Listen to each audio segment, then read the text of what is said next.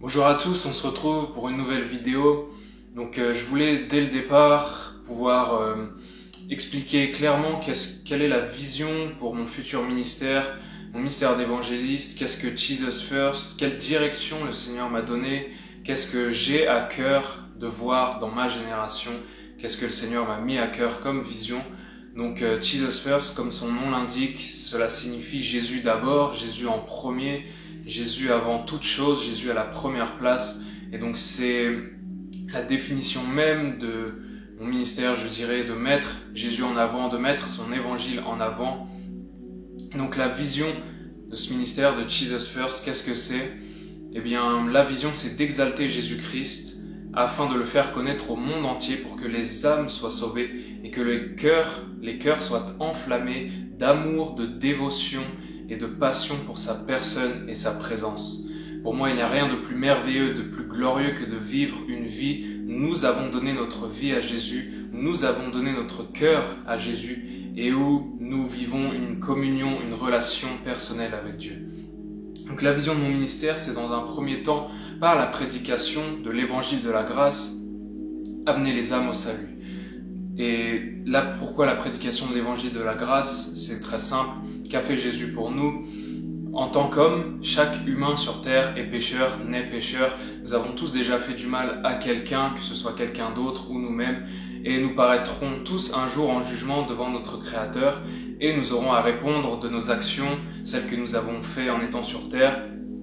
Et donc, comment faire pour être pardonné, pour être justifié devant Dieu? Comment faire afin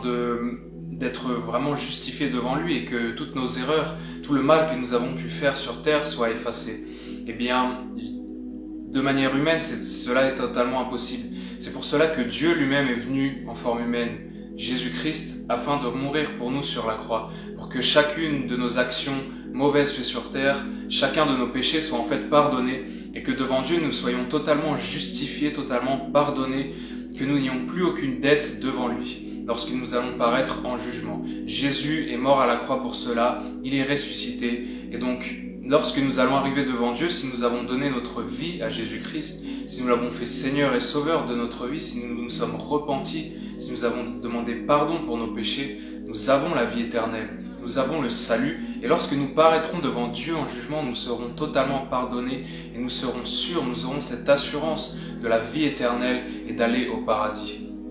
Vous savez pourquoi l'évangile de la grâce? Parce qu'il y a beaucoup qui annoncent un évangile où je dois acheter mon salut, je dois mériter mon salut parce que j'ai fait telle ou telle chose, parce que j'ai respecté telle ou telle ordonnance religieuse, telle règle, telle loi. Mais ce n'est pas du tout le message de Jésus-Christ, ni même de la Bible, qui nous explique que l'homme est totalement incapable de se sauver et que le seul qui peut le sauver, c'est Dieu lui-même, c'est Jésus. Et c'est ce qu'il a fait sur terre et je rends grâce chaque jour et je suis tellement reconnaissant de me dire que je n'ai pas besoin de me sauver, que je n'ai pas besoin de faire des efforts pour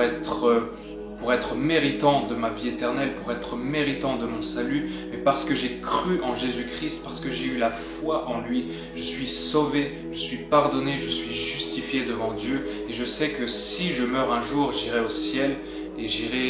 j'aurai la vie éternelle pour toujours, je serai avec Dieu pour toujours. C'est cette espérance si glorieuse, c'est cet évangile si glorieux qui est celui de Jésus-Christ. Et donc, la première phase de mon ministère, c'est vraiment d'annoncer cet évangile et d'amener toute personne qui est perdue, toute personne qui souffre, toute personne qui a faim et soif de quelque chose de plus que le métro, boulot, dodo, de trouver vraiment des réponses, de trouver vraiment la vie éternelle en Jésus-Christ, de trouver une rencontre personnelle avec son Créateur. Et donc le second aspect de mon ministère, le second aspect de cette vision, c'est vraiment de faire en sorte que les personnes ne donnent pas simplement leur vie au Seigneur Jésus, mais donnent la totalité de leur cœur. Beaucoup de chrétiens donnent leur vie à Jésus, mais pas à leur cœur, c'est-à-dire qu'ils l'acceptent comme sauveur, ils sont sauvés, mais n'acceptent pas forcément sa seigneurie sur leur vie, n'acceptent pas que ce soit lui qui règne sur leur vie, sur leur cœur, ils ne lui donnent pas la première place, ils ne mettent pas Jésus en premier dans leur cœur et dans leur vie. Et donc mon fardeau, c'est de pouvoir amener, c'est de pouvoir donner envie, de pouvoir attirer les chrétiens, que le Seigneur m'utilise vraiment pour cela, toute personne à désirer une communion et une relation intime avec la personne de Jésus-Christ, afin de le placer vraiment à la première place dans son cœur, dans sa vie, de vraiment le faire Seigneur de sa vie, de s'abandonner pleinement à lui et faire en sorte que ce soit lui qui règne, ce soit lui qui vraiment soit celui qui conduise nos pas en fait, que vraiment notre volonté s'aligne avec la sienne. Il n'y a pas de vie plus merveilleuse que celle que nous pouvons vivre en mettant notre volonté en accord avec la volonté de Dieu. Il n'y a pas de vie plus glorieuse, une vie avec plus de bénédiction, d'amour, de délices et de joie merveilleuse que cette vie-là. Donc je pense également que c'est un message de la fin des temps, de pouvoir amener les chrétiens, de désirer amener les chrétiens dans une relation d'époux à épouse avec Dieu, de rentrer dans cette communion intime avec Dieu, de rentrer vraiment dans cette relation où il est notre premier amour, où nous l'aimons plus que tout. Nous sommes à l'image d'une épouse sur terre, fidèle à son époux, fidèle à celui qu'elle aime,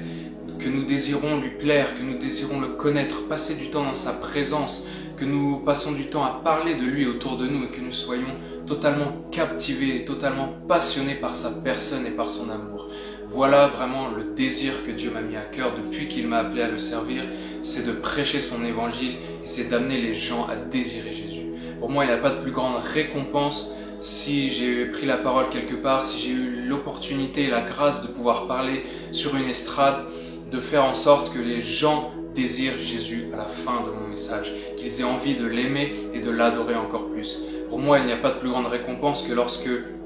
après avoir pris la parole, des gens viennent me voir et me disent que leur désir pour Jésus a augmenté, que leur désir de l'aimer et de lui plaire a augmenté. Pour moi, il n'y a rien de plus merveilleux, il n'y a rien qui m'excite plus que ça, que de voir les cœurs se donner totalement à Jésus et être embrasés pour lui. Et je ne parle pas ici d'un zèle qui est religieux, d'un zèle qui n'est que rituel ou qui est motivé par